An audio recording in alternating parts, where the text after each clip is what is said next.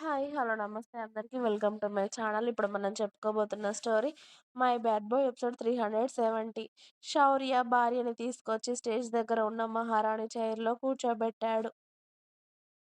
ముందుగా శౌర్యనే భార్యకి బొట్టు పెట్టమని చెప్పడంతో శ్రావణి నుదుటిన పాపిట్లో కుంకుమ పెట్టి, ఆమె చెంపలకు గంధం రాసి, ఆమె చేతులకు ఆకుపచ్చ గాజులు తొడిగి, ఆమె తలలో కొన్ని పువ్వులు పెట్టి, ఆమెకు లడ్డూ తినిపించాడు శౌర్య. అతడు అలా చేస్తూ ఉంటే సంతోషంగా చూస్తూ ఉంటుంది శ్రావణి. అక్షంతలు వేశాక వెంటనే ఇక మీనాక్షి గారు, సంధ్య, సుధా గారు, వేద, సమీర, భూమి, సారిక కూడా 8 నెలల పొట్టతో వచ్చి శ్రావణిని ఆశీర్వదిస్తుంది. అలా ఫ్యామిలీ మెంబర్స్ అందరూ అయిపోయాక ముత్తైదువులందరూ, బంధువులు, గెస్ట్‌లు అందరూ ఆశీర్వదిస్తూ వాళ్ళు ఇచ్చే రిటర్న్ గిఫ్ట్స్ అందుకొని ఆ తర్వాత భోజనాలు చేసి వెళుతూ ఉన్నారు. అలా అందరి మధ్యలో శ్రావణి శ్రీమంతం అంగరంగ వైభవంగా అయిపోయింది. ఇక ఫంక్షన్ అయిపోయేసరికి సాయంత్రం పడుతూ ఉంటే, శ్రావణిని లోపలికి తీసుకెళ్ళి ఆమెకు దిష్టి తీసి, భోజనం తినిపించి, "అమ్మ శ్రావణి, కాసేపు రెస్ట్ తీసుకో తల్లి. చాలా సేపటి నుండి కూర్చునే ఉన్నావు కదా" అని అత్తగారు చెప్పడంతో, "అలాగే అత్తయ్య" అని శ్రావణి లోపలికి వెళ్తే, వేద, భూమి, సమీర ముగ్గురు శ్రావణి దగ్గరికి వెళ్ళి, ఆమెకు చీర, నగలు అన్నీ తీసి హెల్ప్ చేసి, ఆమె ఫ్రెష్ అయ్యి వచ్చాక వేసుకోవాల్సిన టాబ్లెట్లు, కాస్త జ్యూస్ ఇచ్చి పడుకోమని చెప్పి, అందరూ బయట మాట్లాడుకుంటూ కూర్చుంటారు కాసేపు. ఇక చీకటి పడుతూ ఉంటే జీవన్ సారికని తీసుకొని వెళ్ళిపోతాడు. ఆ రోజుకి దేవ, భూమి అక్కడే ఉండిపోతారు. ఇక సంధ్య, సంజయ్ గారు అక్కడే ఉండి మరుసటి రోజు కూతుర్ని ఇంటికి తీసుకెళ్ళాలి అని అనుకుంటారు.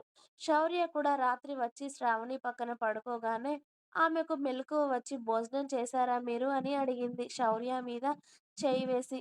"హా! తిన్నానే. అందరం ఇప్పటి వరకు మాట్లాడుకుంటూ కూర్చున్నాం. ఎలా ఉంది నీకిప్పుడు? చాలా సేపు కూర్చున్నావు కదా! ఏమైనా ఇబ్బందిగా ఉందా" అని అడిగాడు శౌర్య శ్రావణి పొట్ట మీద చేయి వేసి. లేదు శౌర్య గారు. కాస్త ఇబ్బందిగా అనిపించింది కానీ వేడి నీళ్ళతో స్నానం చేసి టాబ్లెట్లు వేసుకున్నాక నిద్రపోయాను కదా! ఇప్పుడు కాస్త పర్లేదు. బానే ఉన్నాను కానీ మీరు కూడా రేపు నాతో వస్తారా? అని మెల్లిగా అడిగింది శ్రావణి శౌర్యని వదిలిపెట్టి వెళ్ళడం ఆమెకు ఇష్టం లేక. నేనొచ్చి ఏం చెయ్యాలే మీ ఇంట్లో? అని శౌర్య నవ్వుతూ ఉంటే, అబ్బో! జోక్‌గా కాదు శౌర్య గారు. నాకు మిమ్మల్ని వదిలి ఉండడం అస్సలిష్టం లేదు. కానీ అమ్మ వాళ్ళ దగ్గరికి కూడా అసలు సరిగ్గా వెళ్ళలేదు కదా! ప్రెగ్నెన్సీ వచ్చినప్పటి నుండి. డెలివరీకి కూడా వెళ్ళకపోతే ఎలా చెప్పండి? ఇప్పటికే అమ్మ వాళ్ళు నేను రావట్లేదని బాధపడుతున్నారు. కానీ మీరు కూడా నా పక్కన ఉంటేనే నాకు ధైర్యంగా ఉంటుంది, బాగుంటుంది. మీరు అక్కడి నుండే ఆఫీస్‌కి వెళ్దురు గానీ, మీరు కూడా నాతోనే ఉండండి. మీరు లేకపోతే నాకస్సలు మంచిగా అనిపించదు అని శౌర్యని బుజ్జగించే పనిలో పడుతుంది శ్రావణి. సరే నువ్వు వాటి గురించి ఆలోచించి బీపీ తెచ్చుకోకు. వస్తానులే నేను కూడా నీతో పాటు. డెలివరీకి నీ పక్కనే ఉంటాను సరేనా? నువ్వస్సలు కంగారు పడకు వాటి గురించి అని శౌర్య ధైర్యం చెప్పడంతో, థాంక్ యూ శౌర్య గారు అని శౌర్యని గట్టిగా హత్తుకొని, పొట్టకి కాస్త ఇబ్బందిగా అనిపించడంతో, అమ్మా! అని అరుస్తుంది శ్రావణి పొట్ట మీద చేయి వేసుకొని. ఏమైందే? అని అడిగాడు శౌర్య కంగారుగా. అలా సడెన్‌గా మీ మీదకొచ్చాను కదా! పొట్టకి కాస్త ఇబ్బందిగా అనిపించింది అని మళ్ళీ అమాయకురాల్లాగా మొహం పెట్టుకొని చెప్తుంది శ్రావణి. ఎందుకే అంత కంగారు? నేనే దగ్గరకొస్తాను కదా! అవసరమా ఇప్పుడు ఇన్ని వేషాలు వేయడం? అని ఆమె పొట్ట మీద చేయి వేసి నిమురుతూ ఉంటే, వాళ్ళ బేబీ మూమెంట్స్ గట్టిగా తెలిసి, ఇంతలా కదులుతున్నారేంటే? అని అడిగాడు. మమ్మీ దెబ్బ తగిలించిందనేమో శౌర్య గారు అని శ్రావణి కూడా నవ్వుతుంది. నైన్త్ మంత్ పడ్డాక పైకి చూస్తేనే బేబీ మూమెంట్స్ కనిపిస్తూ ఉంటే, వామ్మో! మరీ ఇంత ఫాస్ట్‌గా ఉన్నారేంటి? అని చాలాసేపు వాళ్ళ బేబీ మూమెంట్స్‌ని గమనిస్తూ ఇద్దరు మాట్లాడుకుంటూ హాయిగా నిద్రలోకి జారుకున్నారు. ఇక ఉదయాన్నే అందరూ రెడీ అయ్యి డైనింగ్ టేబుల్ దగ్గర సమావేశం అయ్యాక కోడల్ని డెలివరీకి పుట్టింటికి పంపిస్తున్నారు కాబట్టి, దానికి ముందు జరగాల్సిన కార్యక్రమాలన్నీ మీనాక్షి గారు చేశాక, ఇక అందరూ టిఫిన్‌లు పూర్తి చేయగానే సంధ్య, సంజయ్ గారు, శ్రావణి, శౌర్య ఒక కారులో ఇంటికి బయలుదేరతారు. కోడలికి 100 జాగ్రత్తలు చెప్తారు మీనాక్షి గారు వెళ్ళే అప్పుడు. "ఏ ఇబ్బంది అయినా కూడా వెంటనే అమ్మకి చెప్పు. సరేనా? హాస్పిటల్‌కి తీసుకెళ్తాం. ఇప్పటి నుండి ఎప్పుడైనా నొప్పులు రావచ్చు. ఏ సమయంలో అయినా డెలివరీ అవ్వచ్చు. అస్సలు అశ్రద్ధగా ఉండొద్దు" అని కోడలికి చాలా జాగ్రత్తగా చెప్పి పంపించారు మీనాక్షి గారు. ఇక వాళ్ళు వెళ్ళగానే ఇటు మగవాళ్ళందరూ ఆఫీస్‌కి వెళ్ళిపోయారు. ఇక ధీరా బాబుతో ఇంట్లో వాళ్ళకి సరిపోయింది. అమ్మమ్మ, తాతయ్య కూడా ఉన్నారు కదా! ఇక వాళ్ళతోనే ఆటలలో పడిపోయాడు ధీరా బాబు. అలా శ్రావణి వెళ్ళాక పుట్టింట్లో 2 రోజులు అయ్యాక, ఆ రోజు సాయంత్రం లాస్ట్ చెకప్ ఉంది తనకి. ఇక శౌర్య కూడా అక్కడే ఉంటూ ఆఫీస్‌కి వెళ్ళొస్తున్నాడు. ఆ రోజు త్వరగానే వస్తాను ఇంటికి రెడీ అయ్యి ఉండమని చెప్పడంతో, సంధ్య, సంజయ్ గారు అలాగే శ్రావణి, శౌర్య హాస్పిటల్‌కి వెళ్లారు. ఈవినింగ్ డెలివరీకి ముందు చెకప్ కాబట్టి తనకి మళ్ళీ ఫస్ట్ నుండి చెకప్, స్కానింగ్ టెస్ట్‌లు అన్నీ కంప్లీట్ అయ్యాక అంతా బావుంది. ఇక పెయిన్స్ వస్తే నార్మల్ డెలివరీ అవ్వచ్చు. లేకపోతే డెలివరీ టైం వరకు వెయిట్ చేద్దాం.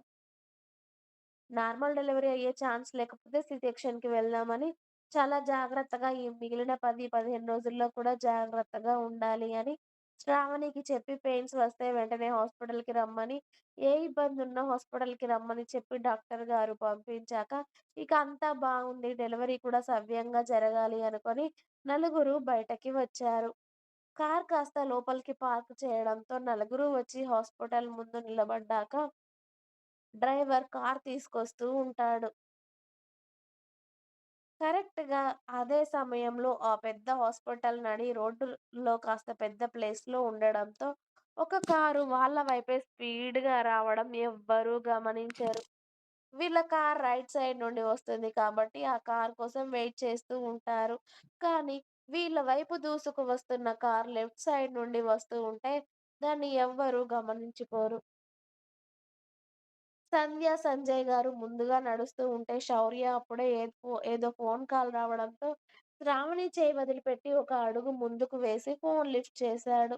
అతడు వెనక్కి తిరిగేలోపే కారు ఎంతలా ఫాస్ట్‌గా దూసుకొచ్చింది అంటే శ్రావణికి గట్టిగా డాష్ ఇచ్చి మళ్ళీ ఆ కారు ఎంతలా స్పీడ్‌గా వెనక్కి వెళ్లి ముందుకు వెళ్ళిందో.